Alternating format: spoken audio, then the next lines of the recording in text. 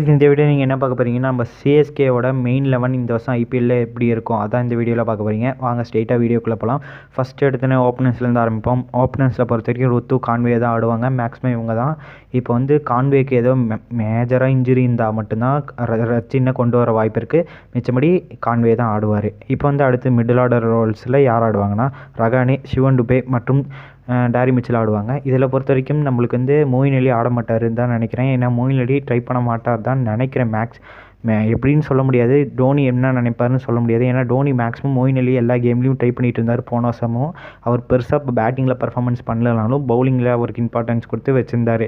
So இந்த வருஷம் என்ன பண்ணுவாருன்னு சான்ஸ் அவருக்கு தான் தெரியும். எனக்கு பொறுத்த வரைக்கும் டாரி மிச்சல் தான் மேக்ஸிமம் ட்ரை பண்ண வாய்ப்புகள் இருக்குது.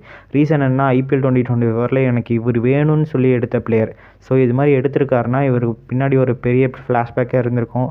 இவர் சும்மாலாம் எடுக்க மாட்டார், ஒரு பெரிய ரீசனும் இருக்கும். ஸோ அதனால் இவரை மேக்ஸிமம் எடுக்கிறதுக்கு பெரிய காரணமாகவும் இருக்கும். மேக்ஸிமம் பிளேயிங் லெவலில் ஆட் பண்ண சான்சஸ் அதிகம். இப்போ அடுத்து பார்த்திங்கன்னா ஃபினிஷிங் பொறுத்த வரைக்கும் தலையும் ஜடேஜா தான் எப்படியும் ஃபினிஷிங் ரோலில் கரெக்டாக சூட்டபிள் ஆவாங்க. ஸோ இவங்க 2 பேர் தான் இருப்பாங்க. ஸோ இதில் மொத்தம் 7 பேர் முடிஞ்சிருச்சு. இப்போ வந்து அடுத்து பார்ப்போம். அடுத்து பவுலர்ஸில் ஆரம்பிக்கிறது தீபக் சகர்னா நம்மளுக்கு வந்து ஓப்பனிங் ஸ்பெல் போடுறது இவரும் மற்றும் முகேஷ் சௌத்ரி தான் ஓப்பனிங் ஸ்பெல் போடுவாங்க. முகேஷ் சௌத்ரி ஒரு இம்பேக்ட் பிளேயராக ட்ரை பண்ணுவாங்க. ஸோ இதில் மட்டும் 9 பிளேயர்ஸ் முடிஞ்சிருச்சு. இம்பேக்ட் பிளேயர் தனியாக வச்சுக்கோங்க. வந்து மிடில் ஓவர்ஸ் பார்ப்போம். மிடில் ஓவர்ஸ் பொறுத்த வரைக்கும் நம்மளுக்கு வந்து ஷாக்கு தலைவன் பேக் விக்கெட் டேக்கிங் பவுலர் இந்த வருஷம் ஐபிஎல்லில் கலக்க போகிறாருன்னு எதிர்பார்ப்போம். கம்பேக்கு வெயிட் பண்ணிட்டு இருந்தார். இப்போ கம்பேக்கே அவர் இது பண்ணிகிட்ருக்கோம். ஸோ இப்போ மரண மாதம் வருவார்னு பார்ப்போம். அடுத்து வந்து தீக்ஷனா, இவரும் மரண மாதம் தான் ப்ளே பண்ணிகிட்ருக்காரு. ஸ்ரீலங்காவுக்கு நல்லா ஹோல்ட் பண்ணிவிட்டு முக்கியமான தருணத்தில் வந்து விக்கெட் எடுத்து கொடுத்துட்ருக்காரு. ஸோ நம்மளுக்கும் கலக்குவார். அதுவும் இல்லாமல் பேட்டிங்கும் 2 பேரும் டீசெண்டாக பண்ணுறக்கூடிய பிளேயர்ஸ் தான். ஸோ நம்மள்கிட்ட பேட்டர்ஸ்க்கு குறைபாடே இல்லை பிளேயிங் லெவலில், அது மாதிரி இருக்குது. அடுத்து வந்து டெத் ஓவர்ஸில் நம்மளுக்கு வந்து 10 ரன் தான் போட அதிக சான்சஸ்.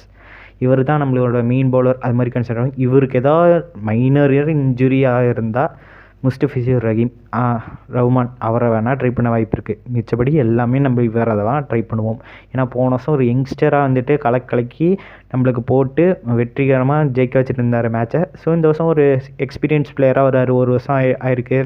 நிறைய ஃப்ரான்ச்சைஸ்க்கெலாம் போய் ஆடி இருக்காரு. IL T20 அந்த மாதிரி லீக்ஸ்லாம் ஆடிட்டு இருந்தனால இப்போ கொஞ்சம் எக்ஸ்பீரியன்ஸாக இருப்பார்.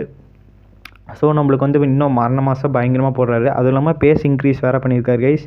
ஸோ இதுதான் நம்மளுக்கு வந்து 150+ பேஸ் பவுலர்ஸ் இல்லைன்னு சொல்ல முடியாது. இவர் 150+ கிளாக் அடிக்கிறாருன்னா மரண மாசான பவுலர். ஸோ பார்ப்போம். இந்த வருஷம் IPL 2024 பயங்கர எக்ஸைட்டாக போயிட்டுருக்கு. ஸோ இந்த வீடியோ பிடிச்சிருந்தா மறக்காமல் லைக் பண்ணுங்கள், ஷேர் பண்ணுங்கள், முக்கியமாக கமெண்ட்ஸ் பண்ணுங்கள்.